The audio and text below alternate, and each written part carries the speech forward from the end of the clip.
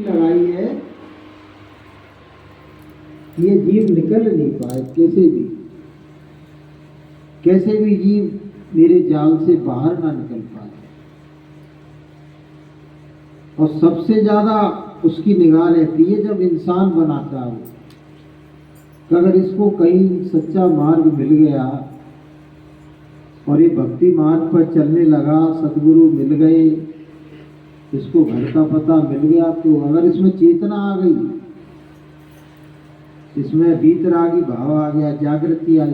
अच्छा, सतगुरु मिलने के बाद भी यदि चेतना नहीं आई है और माया के प्रलोभन में वो घूम रहा है, भटक रहा है, तो काल भी निश्चिंत रहता है, कुछ नहीं निकल सकता है, तो इसमें जागृति नहीं है। किसी ने तुमको तुम्हारा घर बता दिया, भेद बता दिया, रास्ता बता दिया, जुक्ति बता दी, परमात्मा बता दिया, पिता बता दिया, फिर भी तुम सो रहे, फिर भी जागृति नहीं आई, फिर ही वही माया का चेहरा, फिर भी पैसे के प्रलोभन में, पद के प्रलोभन में, सत्ता के प्रलोभन में, बच्चों के प्रलोभन में, माया के प्रलोभन में फंसे हुए हो, तो फंसे रहो, फिर कौन निकालेगा तुमको।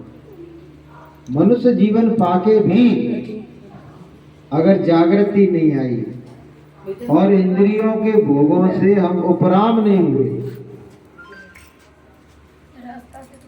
तो फिर मुक्ति संभव नहीं, फिर कभी मुक्ति संभव नहीं है। अगर मनुष्य जीवन पाके और सद्गुरु का ज्ञान पाके भी हमें जागृति नहीं आई, तो कभी मुक्ति संभव नहीं। कभी जानबूझ के हम बार बार वहीं जाके बैठ जाते हैं, बार बार वहीं गिर जाते हैं, वही माया के प्रलोभन में जानबूझ के हम ये सब करते रहते हैं। तो परमात्मा ने हमको कृपा करके हमारी फरियाद को सुन के हमको मानवत्व दे दिया कि कबहू तो कर करुणा नर देही और देत ईश बिन हेत सनेही। भगवान ने कृपा करके मनुष्य शरीर हमको अब दे दिया। अब मनुष्य शरीर पाके यदि हमको सतगुरु मिल गए तो हमारा कल्याण का मार्ग प्रशस्त हो जाए कि करणधार सतगुरु दृढ़ नावा और दुर्लभ साज सुगम कर पावा और दुर्लभ साज सुगम कर पावा। तो सतगुरु मिल गए हमको। मैंने आपको बताया था ना कि 8 अरब लोगों को परमात्मा ने, लगभग ऊपर नीचे हो सकते हैं 10-20 करोड़, मनुष्य जीवन दिया, लेकिन सदगुरु कितनों को मिले? सदगुरु कितनों को मिले?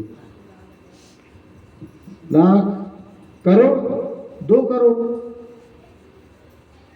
8-10 करोड़ को तो सदगुरु मिले नहीं। अब जो तो खड़े हैं आप, अब गुरु महाराज नामदान दे रहे हैं तो माइक से दे रहे हैं, वो तो लोगों ने सुन लिया, लेकिन ना विश्वास जगा, ना उस रास्ते पर चले,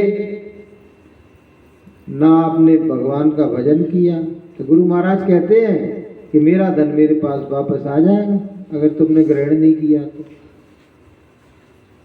तो मुश्किल से कितने % लोगों को मिला?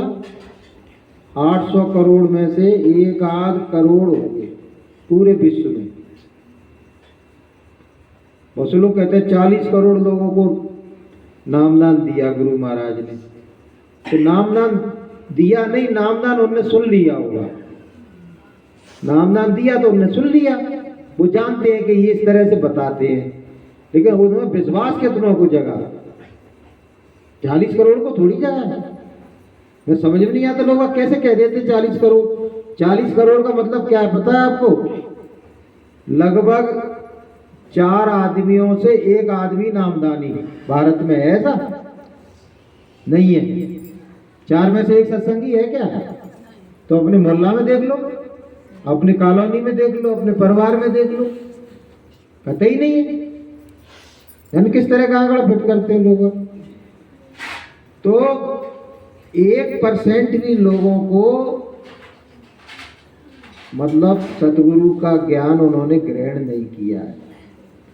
इसका मतलब ये है कि 99% से ज्यादा 100 में से, यानी भगवान ने 100 को आदमी बनाया, 100 जीवों को आदमी बनाया, उसमें से 99 से भी ज्यादा, 99 और 100 के बीच में 99.90 80 ऐसे इतने लोग फिर से वापस 84 नरकों में चले जाएंगे।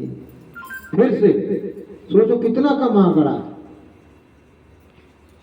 100 को आदमी बनाया और 99% फिर से वहीं चले गए साहब, नरकों में मरने के लिए, सड़ने के लिए, गलने के लिए। 1% भी नहीं। भाई 1% कितना होगा पता है? 80 करोड़ का, 800 करोड़ का। कितना हुआ 1%? 1% होगा 8 करोड़। 8 करोड़ 8 करोड़ कहाँ भी है जो भजन कर रहे हैं? 8 करोड़ है क्या? कतई नहीं है। तो बहुत थोड़े जीव संसार में से मुक्ति की राह पर चल पाते हैं, बहुत थोड़े जीव।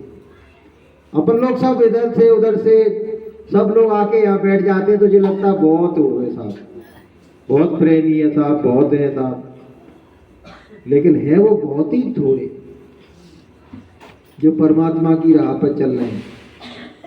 और बाकी जो और लोग हैं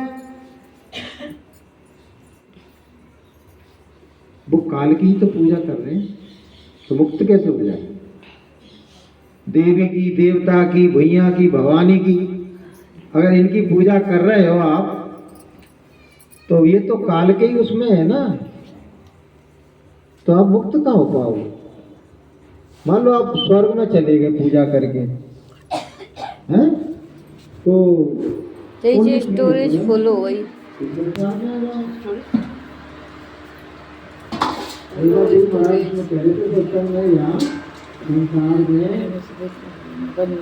ऊपर जो इष्ट बैठे हुए उनके देवी देवता रहते, उनके वो कंटिन्यू